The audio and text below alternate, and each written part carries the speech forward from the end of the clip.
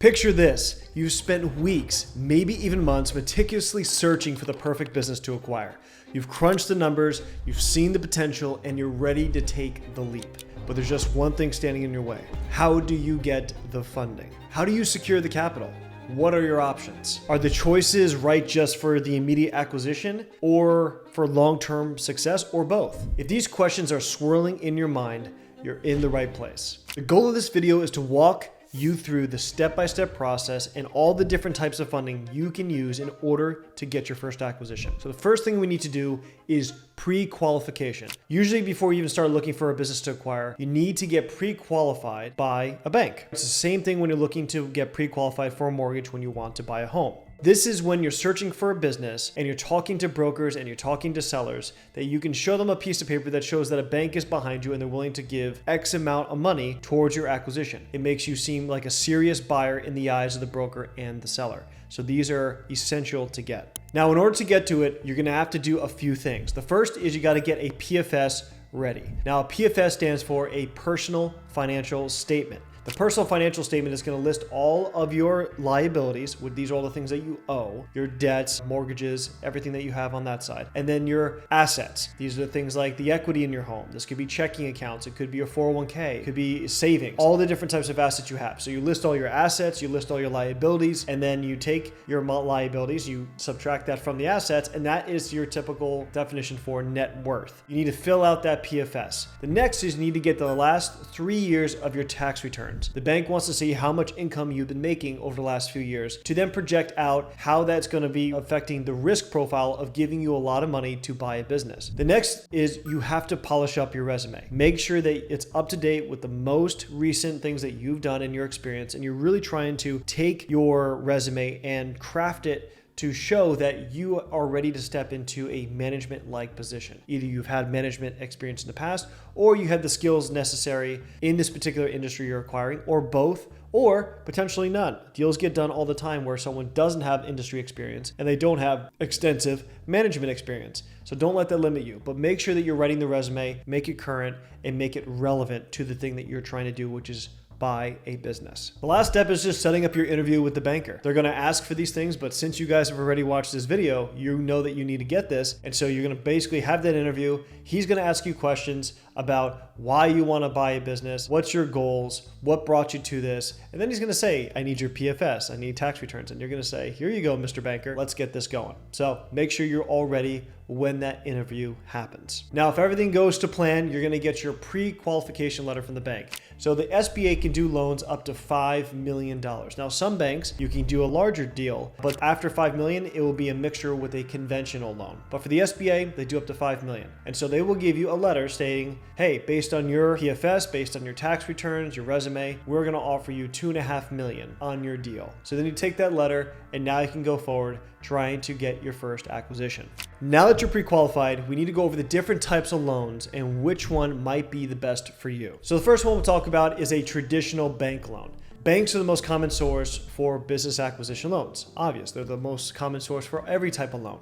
They assess both your personal financial health and the viability of the business that you want to buy. For a traditional conventional loan, now the bank is going to want to see your business plan. They're going to want to see financial projections of the business that you're buying and why you, of all people, are the person for the job to buy this business. Now, with traditional conventional loans, you're looking at around 25% down of the purchase price, depending on the deal. And the term length of the loan can also depend on the size and the industry for the type of deal. So terms could be 7 years and they could be up to 20 years or more. It just depends on the deal. Now, you're gonna have to put more down than a SBA loan, which we'll talk about next.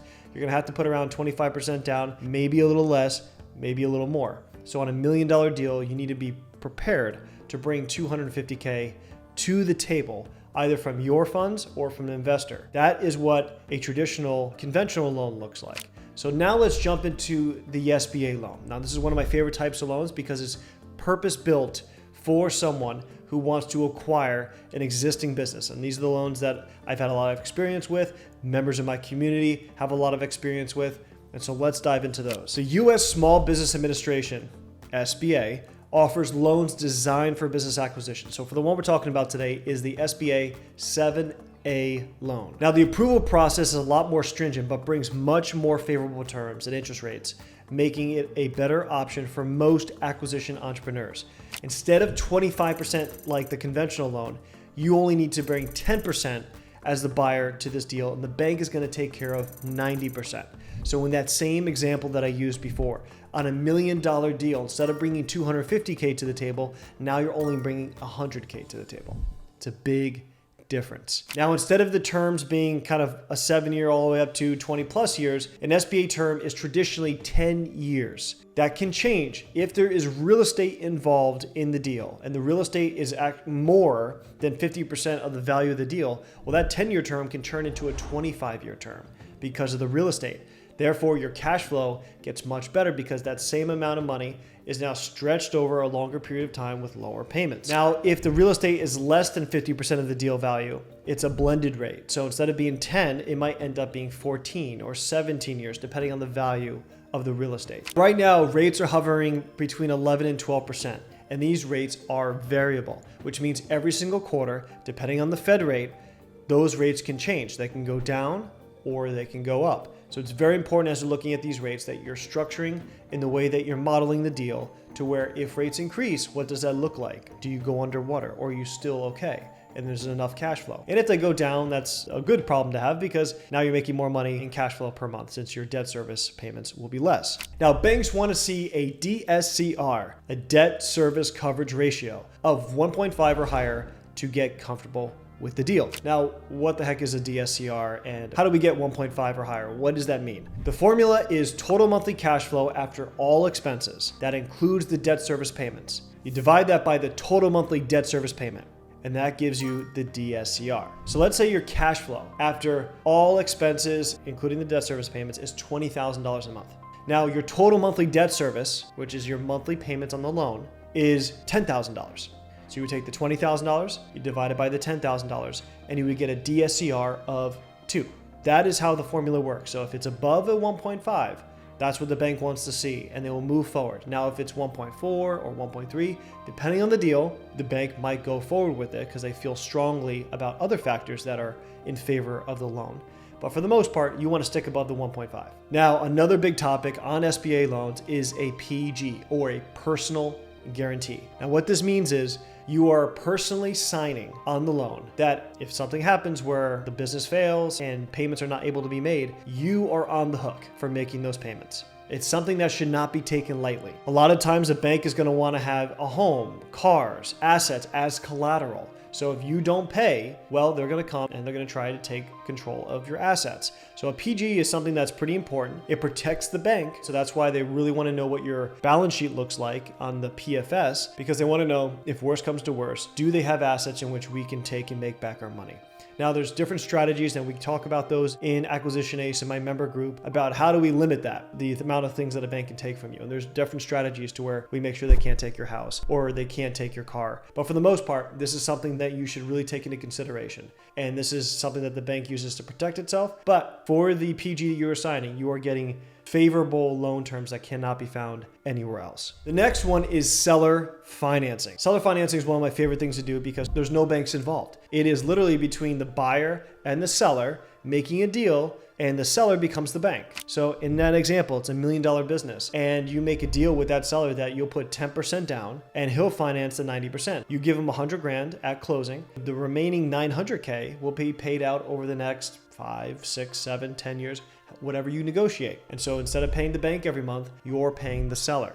The seller will only be comfortable with this if they are for sure that you are going to be able to take that business, you're going to be able to run it efficiently, that you're not going to fail it, that it's not going to crash under your leadership. And if they know that you're going to be able to do that, sellers will sometimes take that risk and say, yes, I know that there's a great chance that I'm going to be paid back. Let's do this. Now, normally, because they're taking on that extra risk, you're going to do a higher price. You might even do some other things where the seller is staying on as a consultant, something to sweeten the deal in order for the seller to do this. But the good thing is, for the most part, the PG or that type of thing that's used on the SBA loan is not something that's going to happen here. A lot of times the seller finance deals, there's not the same level of PG that would be on an SBA loan, and the assets of the business is what is at stake. And if the business fails and you can't make the payments, the seller takes back the business. Now, one big factor in seller financing is most of the time that this is accomplished, it is through an off-market deal. I'm gonna be doing videos in the future about how to find deals off-market, but it's one of my favorite things to do. It's one of the favorite things that my members in my community are doing, where everyone gets access to off-market sourcing. We're reaching out to potential sellers. These are people that are running their business, it's successful, they're not even thinking a lot of times about selling, and we send them a message saying we would love to buy their business, and we start that conversation. So what you're gonna get is usually a better price,